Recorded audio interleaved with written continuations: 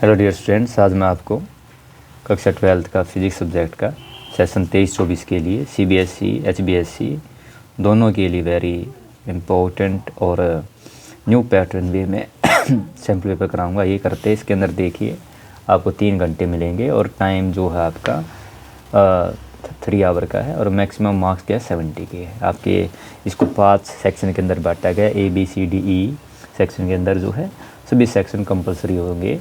और आपका जो है इसके अंदर फर्स्ट पार्ट जो है आपका इसके अंदर क्या आएंगे MCQ क्वेश्चन है। आइए स्टार्ट करते हैं। देखिए पहला सेक्शन A है। द फर्स्ट क्वेश्चन क्या देखिए, which of the following is not the property of equipotential surface. तो they don't cross each other, बिल्कुल ठीक है। इक्विपोटेंशियल सरफेस जो होती है वो क्रॉस नहीं करती है। इक्वल यानी देखिए ना, आपकी इक्विपोटेंशियल क्या होती है, वे सरफेस जिसकी हर पॉइंट पे क्या होती है पोटेंशियल इक्वल होती है। इक्विपोटेंशियल सरफेस पे ये इंटरसेक्ट नहीं करती है। Second, the work done in carrying a charge from one point two another on equipotential surface 0 होता है। ये भी बिल्कुल ठीक है, क्योंकि हमें पता है जो इक्विपोटेंशियल सरफेस पे जो आपका वर्क डन पोनेंट चार्ज ये आपकी पोटेंशियल डिफरेंस होता है, ये फार्मूला होता है। तो ये दोनों बराबर है, VB बराबर VA होगी, तो ये कितना आएगा आपका 0 आएगा। तो वर्क डन कितना होता है इक्विपोटेंशियल सरफेस पे 0 होता है। थर्ड है, for a uniform electric field they are concentric spheres, ये आपका रोंग है। तो आपका जो C वाला है ये आपका आंसर क्या है, ये रोंग आंसर है। फॉर यूनिफॉर्म इलेक्ट्रिक फील्ड के लिए जो आपकी इक्विपोटेंशियल सरफेस है कॉन्सेंट्रिक स्फीयर होती है, ये रोंग स्टेटमेंट है। Fourth, they can be imaginary sphere, ये हम कह सकते हैं, क्योंकि जो आपकी equipotential surface uniform electric field की अगर कोई आपसे पूछे तो आपकी इक्विपोटेंशियल, ये मान लीजिए आपका यूनिफॉर्म इलेक्ट्रिक फील्ड है, इनको हम पैरेलल लाइन से दिखाते हैं इस तरह से।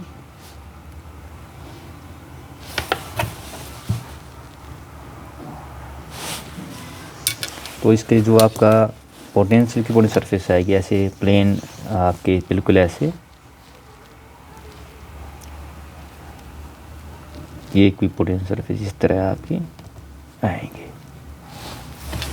तो यूनिफॉर्म इलेक्ट्रिक फील्ड के लिए जो इक्विपोटेंशियल सरफेस प्लेन नॉर्मल होती है, मान लीजिए अगर ये एक्स इलेक्ट्रिक फील्ड इधर है, आपका इलेक्ट्रिक फील्ड डायरेक्शन ये है, तो ये जो मैंने दिखाई है ये क्या है आपकी, मान लीजिए ये आपकी क्या है V1 equipotential surface, V2 V3 V4।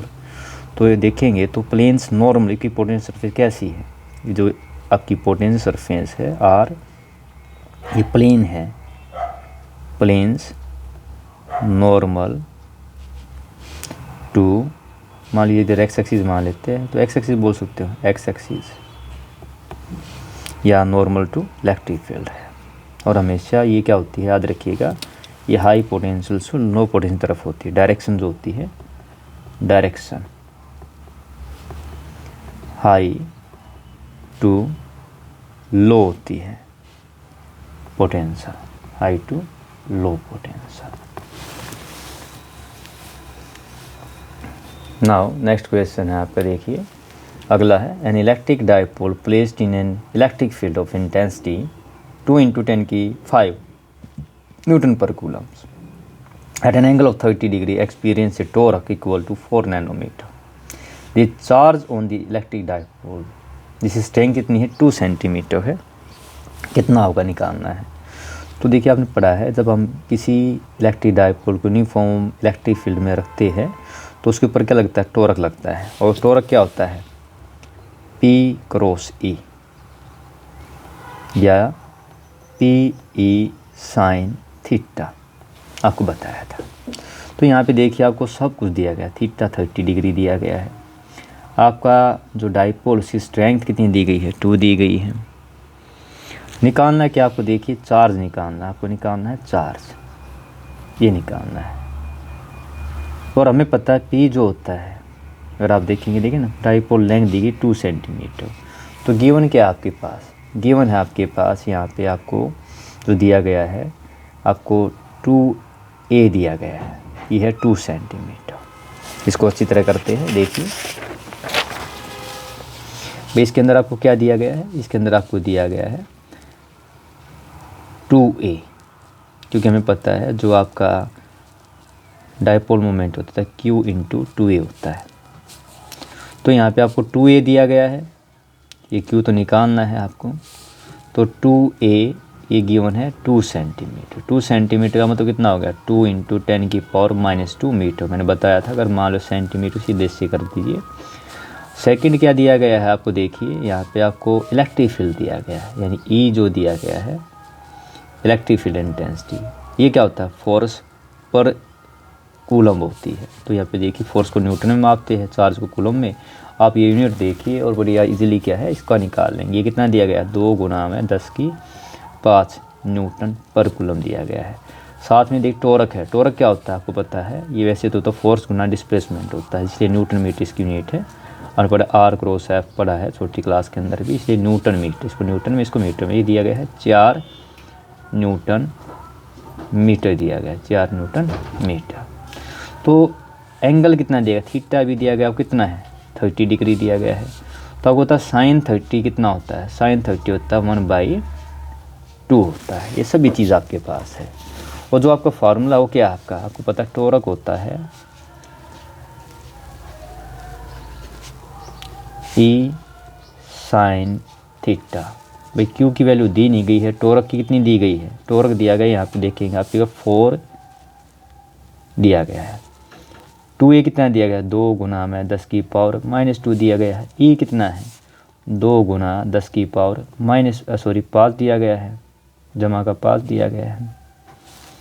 और sin 30 दिया गया है।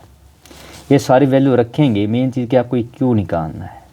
तो जो Q आएगा वो कितना आ गया आपको, Q दाई तरफ रखे तो बाकी चीज़ कहाँ आएगी, यहाँ पे आ गई 4, ये नीचे गया इसका देखिए तो सीधा करे 2 दूनी 4। पावर का हिसाब यहीं कर लेते हैं, पीछे बताया था जब हम कोई न्यूमेरिकल करते हैं तो पावर का हिसाब इधर किया, कितना हो गया 10⁵5, यहाँ की 10 की पावर कितनी है, घटा 2 है तो कितना बचेगा 10⁻3 बचेगा। आधार समान तो घाते जुड़ जाती है, अगर base are same power added up. तो ये जो 10⁻3 कहाँ आएगा, इधर तरफ जाए कितना आएगा 10⁻⁻, सॉरी प्लस का 3 हो गया यहाँ पे नीचे क्रॉस में ही आया आपका। अब इसके बाद देखिए sin 30 है, जो sin 30 होता है इसका मान कितना है, क्योंकि ये भी नीचे आएगा इसके बटे में आएगा 4 के, इसकी वैल्यू कितनी है 1/2 है। ये भाई आपका 4 से 2 कहाँ जाएगा, ऊपर जाएगा, और 10 की पावर ऊपर जाए कितना आएगा -3 हो गया है। तो Q कितना आ गया आपका, ये आ गया। और आपको पता है 2 10⁻3 किसके बराबर, 1 mm के बराबर होती है, 1 मिलीमीटर क्या होता है 10 की पावर ये। तो इसको मैं क्या लिखता हूँ 2 mm। तो जो चार्ज है वो कितना आ गया 2 mm आ गया, सॉरी कूलम, सॉरी ये हो गया यहाँ पे कूलम की बात सॉरी चार्ज है तो क्या हो गया 2 मिली कूलम। ठीक है, तो आपका आंसर देखेंगे तो यहाँ पे कितना आंसर आपका C will be the right answer. ये आपका क्या हो गया, ये आंसर होगा। नाउ नेक्स्ट क्वेश्चन देखिए, a metallic plate expose to white light emit electrons for which of the following colours of light stopping potential will be maximum stopping potential. तो सबसे पहले ये देखना ये कौन से चैप्टर का, आपको पता है आपका dual nature of radiation chapter का है, dual nature of radiation chapter का एक क्वेश्चन है। अब ड्यूअल नेचर ऑफ रेडिएशन का एक क्वेश्चन है आपका, तो इसके बाद आप देखेंगे इसके अंदर स्टॉपिंग पोटेंशियल। तो स्टॉपिंग पोटेंशियल क्या बताया था आपको, वो नेगेटिव पोटेंशियल जिस पर आपका फोटो इलेक्ट्रिक करंट 0 हो जाए, यानी स्टॉपिंग पोटेंशियल।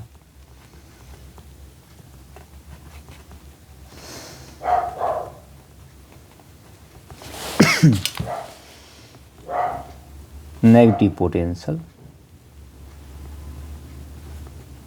एट विच आपका फोटो इलेक्ट्रिक करंट कितना हो जाए 0 हो जाए। और ये स्टॉपिंग पोटेंशियल क्या है, आप डिपेंड किस पे करती है, अगर याद रखिए एनर्जी क्या होती है, फोटोन की जो एनर्जी होती है h न्यू। ये जो न्यू है जितनी ज़्यादा होगी यानी higher the frequency, higher the frequency, अगर ज़्यादा एनर्जी होगी तो स्टॉप करने के लिए क्या करना पड़ेगा, सोचिए ना आप। तो higher the frequency greater the stopping potential, greater will be the stopping potential, greater will be stopping potential. तब सोचिए विबग्योर के अंदर आप जानते हैं जो आपका विबग्योर है, विबग्योर, इसमें सबसे ज़्यादा फ्रीक्वेंसी किसकी है? भाई फ्रीक्वेंसी सबसे ज़्यादा किसकी? इसकी है, यानी वायलेट कलर की फ्रीक्वेंसी, जो फ्रीक्वेंसी है मैक्सिमम है। तो स्टॉपिंग पोटेंशियल क्या होगी? इसकी मैक्सिमम होगी। तो राइट आंसर क्या आएगा आपका? Violet. D will be the right answer. अगर आपसे वो मिनिमम पूछता तो क्या होता? मिनिमम होता तो हमारी फ्रीक्वेंसी इसकी मिनिमम होती है, रेड कलर की होती। तो स्टॉपिंग पोटेंशियल मिनिमम किसकी होती है? आपकी रेड कलर की होती। तो यहाँ पे राइट आंसर क्या हुआ? वायलेट। और नेक्स्ट क्वेश्चन है आपका, देखिए when alpha particles are sent through a thin gold foil, whether for scattering experiment हो गया, most of them go straight through the foil. यानी जब अल्फा पार्टिकल पास हुए गोल्ड फॉइल से, अल्फा पार्टिकल पासिस में आपकी थी गोल्ड फॉइल, मतलब आपकी गोल्ड फॉइल से मैक्सिमम पास डायरेक्टली हो गई विदाउट एनी डिफ्लेक्शन, सीधे निकल गए बहुत सारे मैक्सिमम। तो ये क्या था इसका कारण क्या था? हमने पढ़ा था कि दैट मीन्स क्या है? Most of the part of atom is empty. इसका मतलब अधिकतर पार्ट क्या है? वो एम्प्टी है। तो अगर आप देखेंगे यहाँ पे हमारा आंसर क्या आएगा? Most of the part of atom is empty space. C will be the right answer. अगर कोई बिना किसी ऑब्जेक्शन के पास हो जाता है, दैट मीन्स क्या है? स्पेस क्या था? एम्प्टी था। नाउ नेक्स्ट क्वेश्चन है, an electron is moving along positive X axis in a magnetic field which is parallel to positive Y axis, in what direction magnetic force be acting on the electron. अब देखिए हमें क्या पता है, आपका जो कोई चार्ज पार्टिकल है, अगर मान लो एम मास का एंटर करता है तो जो फोर्स लगता होता है क्यू वी क्रॉस बी। तो जो चार्ज पार्टिकल है अगर मान लो एक्स के लॉन्ग है और बी क्या है? अगर वाई के लॉन्ग है, तो जो हमारा फोर्स होगा ये क्रॉस प्रोडक्ट है, इसके क्या होगा? दोनों के परपेंडिकुलर, यानी क्या होगा? जेड एक्सिस होगा। तो आपका जो आंसर होगा यहाँ पे देखिए, क्योंकि यहाँ देखिए आपका अगर मान लो electron moving along X axis और magnetic field parallel to Y axis, तो जो डायरेक्शन होगी एक क्रॉस प्रोडक्ट की अगर हम देखेंगे तो क्या होगा?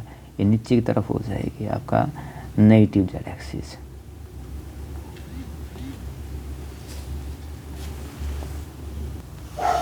अभी यहाँ पे जो अगर आपका ये जो चार्ज अगर ये पॉजिटिव है तो होता है पॉजिटिव एक्सिस, क्योंकि हमारा क्या दिया गया? इलेक्ट्रॉन दिया गया। तो इलेक्ट्रॉन की जो डायरेक्शन क्या होगी? जो इलेक्ट्रॉन होगा वो नेगेटिव जेड एक्सिस की तरफ मूव करेगा। तो आंसर क्या होगा आपका यहाँ पे? B will be the right answer along the Z axis. Now next question आपका देखिए, the relative magnetic permeability of a substance X slightly less than unity. देखिए आपकी रिलेटिव परमेबिलिटी है, सब्सटेंस एक्स है, उसकी स्लाइटली लेस देन यूनिटी है। That of substance Y slightly more than unity है। आपके दो सब्सटेंस है, एक वन एक्स है और सेकेंड वाई है।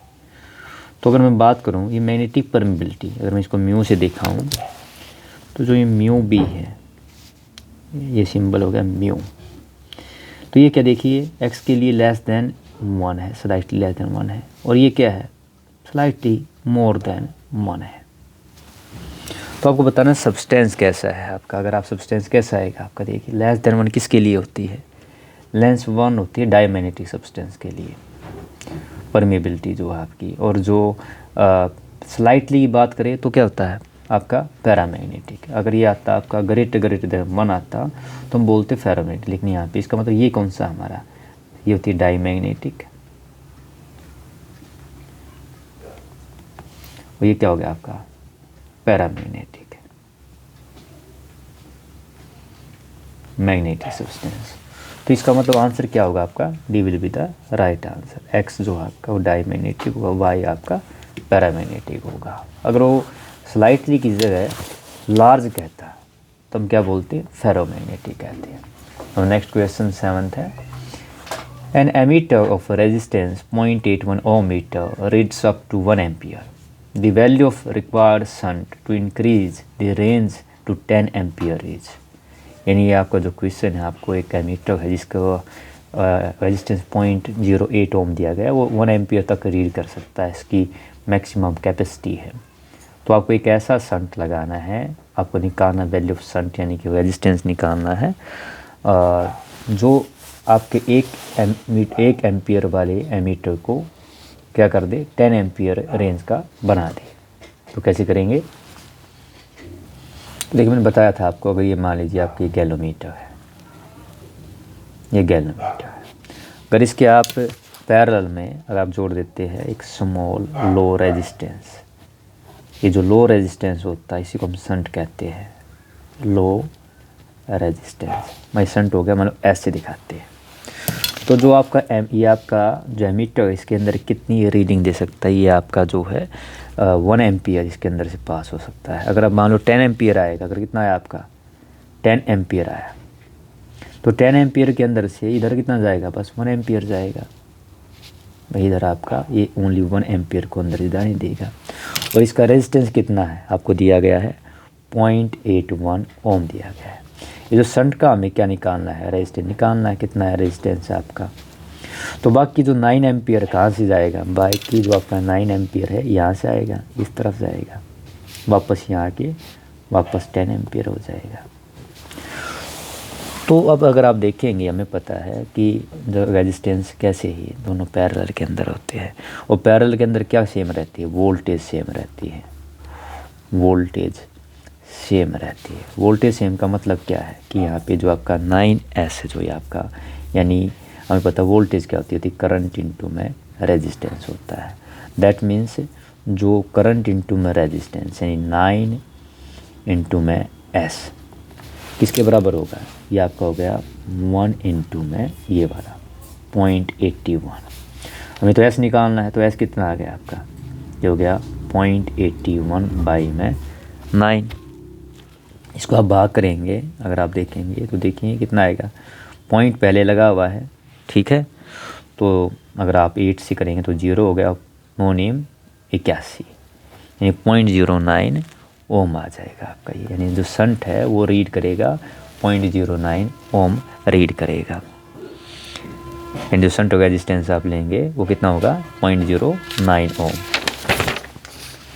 तो राइट आंसर क्या होगा आपका, B will be the right answer. Now next question है आपका, an electron with angular momentum L moving around the nucleus has a magnetic moment is given by। तो इसके अंदर आपको निकालना है कि आपको बताना है मैग्नेटिक मोमेंट। और एक क्वेश्चन क्या है आपका, तो यहाँ पे आपका L क्या है, एंगुलर मोमेंटम है, और हमने पढ़ा है एंगुलर मोमेंटम किसके बराबर होता है mv/r के बराबर होता है। तो अगर यहाँ से देखा जाए तो आपका ये जो vr है ये क्या होता है आपका, ये होता है m close to omega r, तो ये ओमेगा r² भी होता है। क्योंकि यहाँ पे आपका आंसर किस में दिया गया है, L की फॉर्म में दिया गया है। और हमारा जो मैग्नेटिक मोमेंट आपको निकालना है, मैग्नेटिक मोमेंट यानी m निकालना है, और m क्या होता है, ये होता है करंट गुना में, यानी I इंटू में क्या होता है आपका एरिया होता है। अब एरिया की इलेक्ट्रॉन है तो इलेक्ट्रॉन करंट कैसे, चार्ज पर यूनिट क्या होता है, rate of change of time होता है। एरिया कितना हो गया, सर्कुलर लूप होता है πr² होता है। अब यहाँ पे अगर आप देखेंगे तो जो आपका ये t होता है, अगर हम बात करें तो t क्या होता है, ये आपका ओमेगा 2π/m क्या होता है, ओमेगा/2π यही होता है ना। अगर आप यहाँ रखेंगे t की जगह, तो जो आपका इसके अंदर वैल्यू रखी ये कितना आ गया आपका, भाई आपका हो गया, अगर इसको रख दूँ तो ये हो गया e ओमेगा, तो यहाँ से रखी ना वैल्यू जो आपकी, ये बन गया e ओमेगा r²/2 आ गया। तो देखिए यहाँ पे e/2 सब में है, यानी ये वाला जो हिस्सा है सब के अंदर है। तो अगर मैं यहाँ से देखूँ L की फॉर्म में, तो ये देखिए ये वाला हिस्सा किसके बराबर है, ये वाला। तो अगर ये देखा जाए किसके बराबर आ गया, यानी आपका आ गया ओमेगा² आ गया L/m आ गया। अगर ये वैल्यू उठा के रख दूँ तो जो आपका रिलेशन बन गया आपका, जो मैग्नेटिक मोमेंट m है, ये क्या बन गया आपका, जो आपका m बन गया, ये बन गया e/2, और इसकी वैल्यू जो आपका ओमेगा r² L/m। तो अगर आप इसको कंपेयर करेंगे e/L/2m कंपेरिजन करेंगे तो आपका आंसर क्या आएगा, A will be the right answer, A will be the right answer. Now next जो क्वेश्चन है, 9th क्वेश्चन है आपका, the large scale transmission of electrical energy over long distance is done with the use of transformer. हाँ बिल्कुल ठीक है। Voltage output of generator is step up because, step up का मतलब क्या है, आपकी जो इनिशियल वोल्टेज थी उसको क्या है, बढ़ा दिया। इसका मतलब करंट डिक्रीज हो गया आपका जो है, यानी आपको पता है इसके अंदर क्या होता है, टोटल पावर हम ही मानते कॉन्स्टेंट। अगर आप यहाँ पे स्टेप अप का मतलब वोल्टेज आपने बढ़ा दी है तो कौन सी चीज़ कम हो गई है, आपका एक चीज़ कम हो जाती है, कौन सी। तो इसमें आपका देखिए हमें पता है ना, आपकी जो पावर होती है वो क्या होती है, वी मान लीजिए इनिशियल, ये इनिशियल की बात कर लिए, ये आपकी करंट भी इनिशियल, और पी जो आपकी आउटपुट होगी वो कितना होगी, वी आउटपुट और आई आउटपुट। जब आपका स्टेप अप होता है, स्टेप अप का मतलब क्या है, जो वी आई है वो इंक्रीज हो गई, यानी आपकी आउटपुट ज़्यादा हो गई है। इसका मतलब करंट क्या हो गया है, आई जो नोट है वो डिक्रीज हो गया है। डिक्रीज का मतलब क्या है, रिडक्ट हो गया। तो ये स्टेटमेंट ठीक है। इसके बाद जो सेकंड वाली है देखिए, रिडक्शन ऑफ करंट वोल्टेज, ये गलत है, क्योंकि अगर आपने देखिए ना वोल्टेज तो बड़ी है, करंट घटा है, पावर लॉस कट डाउन, हाँ पावर भी लॉस कम हो गया, क्योंकि हम ये मानते हैं कि पावर का लॉस कम होता है या होता ही नहीं है। तो इसका मतलब आंसर क्या है आपका, D will be the answer, यानी आपका ए और सी बोथ जो आपका इसका आंसर है। अब नेक्स्ट 10th क्वेश्चन है, diagram below shown the electric field E, magnetic field B, component of electromagnetic wave at a certain time and location. और देखिए यहाँ पे जो डायग्राम, आपके डायग्राम में देखिए, और यहाँ पे डायग्राम में देखेंगे आपका देखिए बी और ई दोनों परपेंडिकुलर है। तो इलेक्ट्रोमैग्नेटिक वेव्स के अंदर ये केस में होता है। तो जो प्रोपेगेशन की डायरेक्शन होती है इन दोनों की क्या होती है, वो परपेंडिकुलर होती है। इसका मतलब क्या, परपेंडिकुलर टू, और ये भी दोनों आनी चाहिए out of plane of paper, यानी कि इस तरह से ऊपरी तरफ आएगी। तो आंसर क्या आएगा आपका, A will be the right answer. इसका मतलब क्या है, देखिए ये डायग्राम जो show that electric field E, magnetic field B, component of an electromagnetic wave at certain time and location. तो आपकी जो डायरेक्शन जो होगी ई और बी की, आप एक दूसरे परपेंडिकुलर है, तो जो प्रोपेगेशन है इलेक्ट्रोमैग्नेटिक वेव का इन दोनों के परपेंडिकुलर और बाहर की तरफ होगा, यानी आउट ऑफ पेपर होगा। और देखिए नेक्स्ट क्वेश्चन क्या दिया गया है, कोयल है, इसका रेजिस्टेंस 100 ओम है और current induced by changing magnetic flux through it. Variation of current with time shown इस फिगर में दिया गया, इधर टाइम दिया गया, इधर आपका करंट दिया गया है। The magnitude of change in flux through coil निकालना है, यानी देखिए ना magnitude of change in flux through coil. अगर यहाँ पे जो आपका ये देखिए वेबर है, हमें क्या निकालना, फ्लक्स निकालना है। ये फ्लक्स की यूनिट है, ऐसा यूनिट किसकी है, यूनिट ऑफ फ्लक्स। अब हमें ये पता है जो आपका जो इंड्यूस्ड ईएमएफ होती है वो क्या होती है, होती है d∅dt होती है। और यहाँ पे हमारे पास ई तो दी नहीं गई, करंट दिया गया। तो करंट क्या होता है, करंट आपको पता ही होता है E/R होता है, यानी वोल्टेज बाई में रेजिस्टेंस होता है। अब यहाँ पे जो ये कितना है 1/R हो गया, ये हो गया d∅dt। निकालना क्या, ये निकालना है आपको, ये वाला जो हिस्सा है। अब अगर आप देखेंगे तो यहाँ पे आप देखिए ये जो आपका ये डायग्राम इधर क्या दिया, टाइम, इधर करंट है। तो करंट और टाइम के बीच में अगर मैं इस टेल को इधर ले जाऊँ, देखिए तो ये आपका कितना होगा, I में dt। ये तो इसका एरिया है, ये किसके बराबर हो गया आपका, अगर देखेंगे आप तो आपका ये हो गया ∇φ या d∅ बाई क्या आ गया R। अब अगर आप देखते हैं हमें निकालना क्या, d∅ निकालना है, तो d∅ किसका, ये भी मल्टीप्लाई हो जाएगा। अभी यहाँ पे अगर देखा जाए तो जो आपका I dt है, ये क्या है, ये है एरिया अंडर, ये क्या IT ग्राफ है, IT ग्राफ। इसकी वैल्यू कितनी, करंट दिया गया 10 एम्पियर और टाइम कितना है 0.5 दिया गया, तो कितना आ गया 5 आ गया, 5। और निकालना क्या हमें, d∅ निकालना है। तो आपका जो d∅ यानी फ्लक्स चेंज है कितना आ गया, क्रॉस मल्टीप्लाई करेंगे ये इंटू में, तो कितना आ गया आपका 5 और इंटू में कितना R की वैल्यू आपको दी गई है, कितनी है 100 ओम दी गई है, देखो यहाँ पे दी गई 100 ओम, तो कितना आ गया 500 आ गया। सॉरी ये देखिए एरिया क्या होगा, ये तो 1/2 होगा, क्योंकि हाफ होता है ट्रायंगल है, तो कितना आ जाएगा ये हमारा 2, ठीक है। तो ये भी 2, तो यहाँ पे इसको काटेंगे तो कितना आ जाएगा 2 पंजे 10 और ये कितना आ गया 5 5 25, यानी 250। 250 आ गया। यानी जो आपका फ्लक्स होगा, जो फ्लक्स मैग्नेटिक फ्लक्स जो होगा कितना है 250 वेबर आ गया। ठीक है, तो आपका आंसर जो आएगा क्या आएगा आपका, ये देखिए कौन सा है, D will be the right answer. तो जो आपका फ्लक्स मैग्नेटिक फ्लक्स प्रोड्यूस होगा 250 वेबर होगा। नाउ नेक्स्ट 12th क्वेश्चन है, the energy of an electron in nth orbit of hydrogen is this. ये negative sign of indicate that. यहाँ आप देखते हैं हमेशा आपकी जो केमिस्ट्री में पढ़ा है, जो एनर्जी इसको नेगेटिव दिखाया जाता है, ये होता है आपका, इस नेगेटिव साइन का मतलब कि बाउंड है इलेक्ट्रॉन आपके जो है, उसकी एनर्जी क्या है, नेगेटिव का मतलब क्या है, बाउंड टू दी न्यूक्लियस है, यानी लोअर जो आपके ऑर्बिट है उसमें ये बाउंड है। तो आपका आंसर क्या है, देखिए electron free to move, electron bound to nucleus. तो राइट आंसर क्या होगा, electron bound to the nucleus होता है।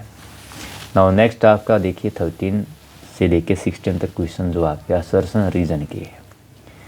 तो अगर आप देखेंगे इसके अंदर ये क्या दिया गया है, फॉर क्वेश्चन 13 to 16 आपको स्टेटमेंट दी जाएगी, उसका रीज़न दिया जाएगा, और आपको पता है अगर दोनों के दोनों अगर आपके असर्शन और रीजन सेम है और आर ए को क्या करता है, एक्सप्लेन करता है, तो आंसर ए होगा।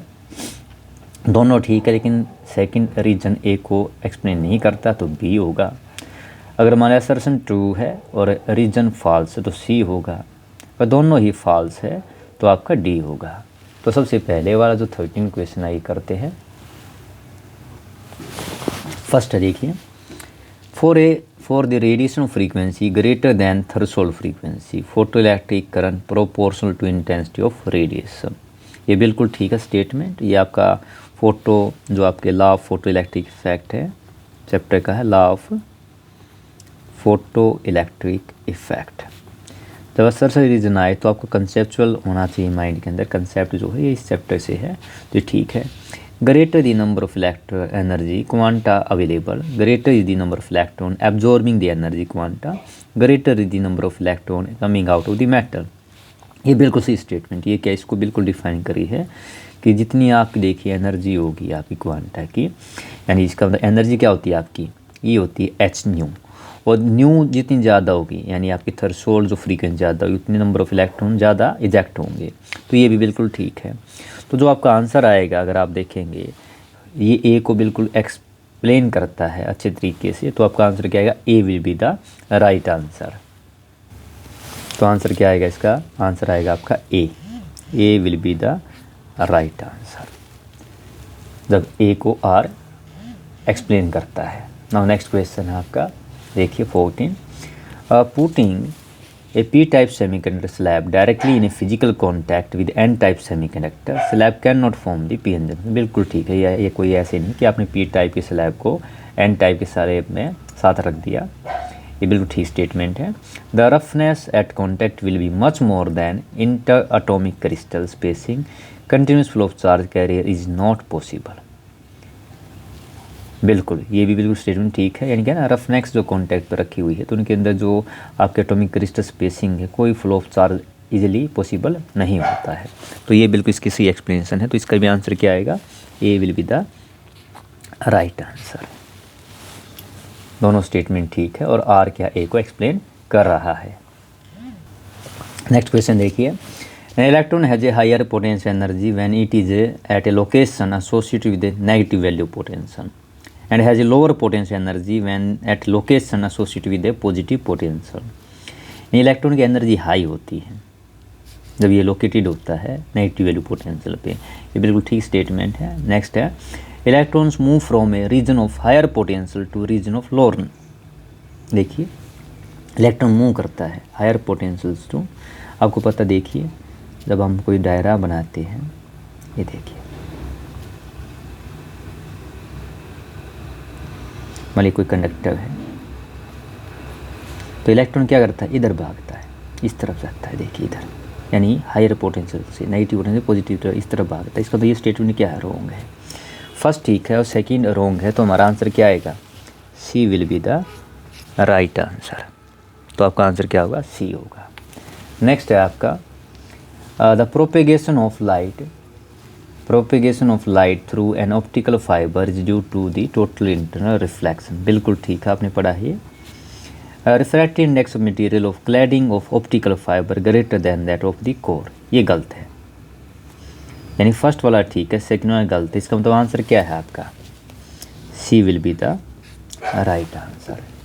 ये था आपका फर्स्ट पार्ट, 1 मार्क्स क्वेश्चन थे जिसके अंदर आपके 12 क्वेश्चन MCQ फॉर्म में थे और 4 क्वेश्चन असर्शन रीजन फॉर्म में थे।